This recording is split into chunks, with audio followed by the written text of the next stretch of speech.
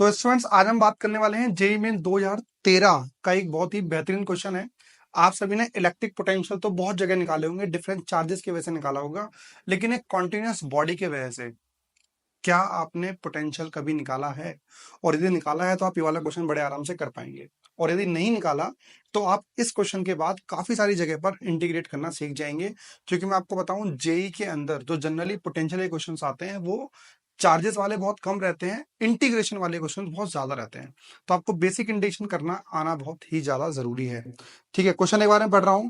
कह रहा है charge capital Q is uniformly distributed over a long rod A B. तो भाई ए बी हमारे पास एक रॉड है, इसके ऊपर कैपिटल क्यू चार्ज हमने डिस्ट्रीब्यूट किया हुआ यूनिफॉर्मली, और इलेक्ट्रिक पोटेंशियल बताना है एट पॉइंट ओ, इस ओ पॉइंट पे इस पूरे रॉड की वजह से। जो ये ओ पॉइंट है वो ए पॉइंट से एल डिस्टेंस की दूरी पर है।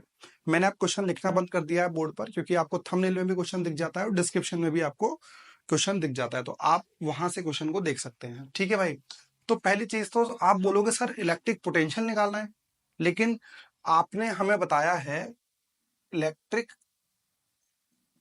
Potential due to a point charge. तो एक स्मॉल पॉइंट चार्ज की वजह से पोटेंशियल तो भाई आप सबको पता होगा, E is equals to K Q bye are. Are वो होता है जिस डिस्टेंस पे आपको पोटेंशियल निकालना है, और क्यू वो है जिस चार्ज की वजह से निकालना है। तो सर यहाँ पे तो चार्ज एक पॉइंट चार्ज है ही नहीं, पहली चीज यहाँ पे तो हमारी पूरी रॉड है। ठीक है, आप में से जिन बच्चों को इलेक्ट्रिक पोटेंशियल के बारे में आइडिया नहीं है, वो आप डायरेक्टली सिर्फ देखने आ गए हो वीडियो को, तो डिस्क्रिप्शन में और आई बटन पे आपको मिल जाएगा, हमारा दूसरा चैनल है निर्भय शर्मा के नाम से। वहां पर मैं पूरे पूरे टॉपिक की वीडियो डालता हूँ डिस्क्रिप्शन के साथ। तो मैंने वहां पर ये पूरा टॉपिक समझाया हुआ है, पूरी एक वीडियो के अंदर, इलेक्ट्रिक पोटेंशियल और इलेक्ट्रिक पोटेंशियल डिफरेंस क्या होता है और ये फॉर्मूला कहाँ से आता है, उसकी डेरिवेशन। तो आप वहां से आके देख सकते हो। ठीक है भाई, तो स्टार्ट करते हैं हम कि क्या करें। सर पहली चीज तो हमें जो फॉर्मूला पता है वो एक पॉइंट चार्ज की वैसे ही पता है, और मैं आपको बताऊं कभी भी आपके पास कैसा भी इंटीग्रेशन का क्वेश्चन आता है तो आपको सबसे पहले सिर्फ सबसे बेसिक फॉर्मूले को ही यूज करना है।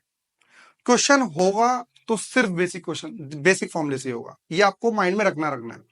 ठीक है ना। तो पहले चीज तो मैं काम करता हूं, मैं छोटा सा पॉइंट चार्ज ले लेता हूं इस शीट में से। तो छोटा सा हमने लेंथ का छोटा सा पार्ट ले लिया है, डीएक्स लेंथ तो ले लिया हमने। ठीक है, बहुत छोटी सी डीएक्स लेंथ ले लिए, और ओ पॉइंट से उसका डिस्टेंस मान लिया है हमने एक्स। ठीक है, डी एक्स लिया है और उसका जो डिस्टेंस है वो हमने मान लिया भाई एक्स मान लिया है। तो पहली चीज तो यदि मैं बात करूं इलेक्ट्रिक पोटेंशियल,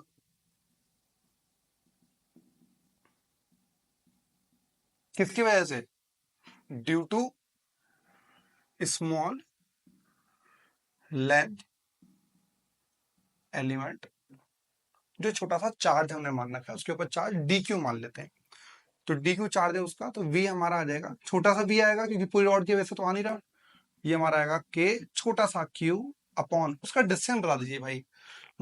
इस डीएक्स की वजह से ओ पॉइंट पे निकालना चाहते हैं जिसका डिस्टेंस हमारा है एक्स। बात समझ में आ गई आपको? ठीक है, तो भाई देखिए हमें ये पता है यूनिटरी मेथड से कि एल लेंथ पर हमारा कैपिटल क्यू चार्ज दिया हुआ है। ठीक है भाई, एल लेंथ में चार्ज है कैपिटल क्यू। 1 यूनिट लेंथ की यदि मैं बात करता हूं,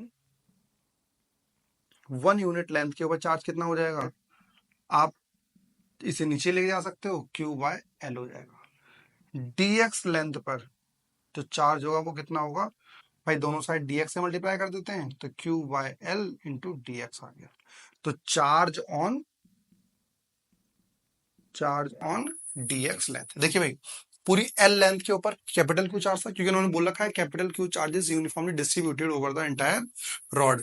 यूनिट लेंथ पर Q by L, charge on DX length Q by L into DX आ गया भाई।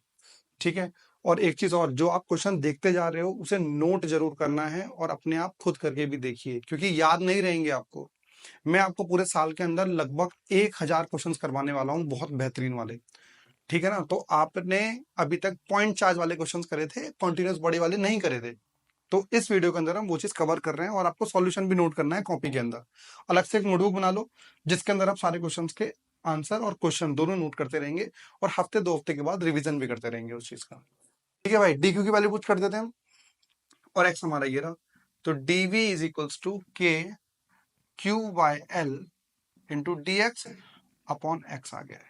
तो कांस्टेंट टर्म हमारी ये है, इंटीग्रेटिंग बोथ साइड, क्योंकि भाई आपने dx छोटे से लेंथ की वजह से निकाला है ना, इंटीग्रेट करेंगे, इंटीग्रेटिंग बोथ साइड, तो क्या आने वाला है आपके पास, dv का इंटीग्रेट करेंगे और यहाँ पे कांस्टेंट टर्म बाहर आ जाएगी, k कांस्टेंट है, q कांस्टेंट है, l कांस्टेंट है, dx बाय x भाई हमारा बच जाएगा। जब हम इंटीग्रेट करते हैं तो हमारे लिए लिमिट बहुत देखना बहुत जरूरी होता है और लिमिट सही पुट करना जरूरी होता है। इनिशियल हमारे पास होता है भाई, नीचे होता है इनिशियल कंडीशन और ऊपर होती है फाइनल कंडीशन। और ये भी चेक करना होता है क्या हमारे पास एक टर्म में सिर्फ एक ही वेरिएबल है क्या, इस पूरे टर्म में एक वेरिएबल दैट इज एक्स, इसमें हमारा एक वेरिएबल है दैट इज पोटेंशियल। ठीक है भाई, अब हम माने what is initial condition, what is final condition. आप में से कोई बच्चे बोल सकते हैं सर यदि मैं लेंथ एलिमेंट यहां मान लेता तो आप कुछ करते क्या, मैं पर बिल्कुल कुछ नहीं करता भाई।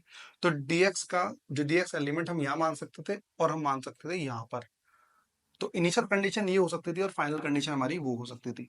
जब इनिशियल कंडीशन हम ये लेते तो बताइए बेटा x की वैल्यू कितनी होती, जब हमारा dx एलिमेंट यहाँ होता तो x की वैल्यू होती l, और जब dx एलिमेंट हमारा इधर होता तो हमारी डिस्टेंस हो जाता 2l। तो भाई जो हम लिमिट पुट करने वाले हैं वो करने वाले हैं l से लेके 2l तक और 0 से लेके कैपिटल V तक। तो ये हमारे पास आने वाला है। यहां तक बात समझ में है आपको, देख रहे हो कितना बेसिक तरीका फॉलो कर रहे हैं हम, के क्यू बाय आर वाला बेसिक फॉर्मूला यूज कर रहे हैं। चार्ज हमने डी क्यू लिया था इसलिए फॉर्मूले हमने डी क्यू पुट किया हुआ है। आगे बात करते हैं, आपको इंटीग्रेशन हो सकता है आप में से कुछ बच्चों को ना आता हो, ये वाला integration of dx upon x, इसका इंटीग्रेशन होता है ln x, मतलब लॉग नेचुरल लॉग x। आपने एक चीज कभी पहले भी देखी है, बिल्कुल देखी होगी, लास्ट ईयर आपने थर्मोडायनेमिक्स पढ़ा था जिसके अंदर आपने फर्स्ट लॉ के अंदर जो आइसोथर्मल कंडीशन थी उसका वर्क डन निकाला था। ठीक है ना, आपको याद होगा, वहां पर आपने dv अपॉन v लिखा था, जो ln v आया था, जिसको हटाकर आप 2.303 से मल्टीप्लाई किया करते थे। तो सिमिलरली हमारे पास क्या आ जाएगा, तो dv का integration v, lower limit 0 upper limit v, k capital Q by l, dx upon x का आएगा हमारे पास ln x और नीचे l और ऊपर 2l। एक हम प्रॉपर्टी और यूज करने वाले हैं, आपको याद होगा log x minus log y, यदि कभी आपको यूज करना है तो उसको हम log x अपॉन y भी यूज कर सकते हैं।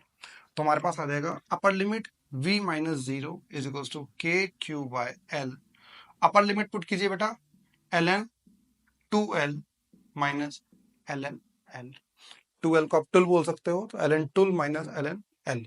बेटा दो लॉग माइनस में लॉग a अपॉन b कर सकते हैं क्या, बिल्कुल कर सकते हैं, v is equals to K Q by L ln 2l by l। भाई l से l कट गया, log 2 बच गया है, तो हमारा v आ गया है 1/4 pi epsilon nought q by l ln 2।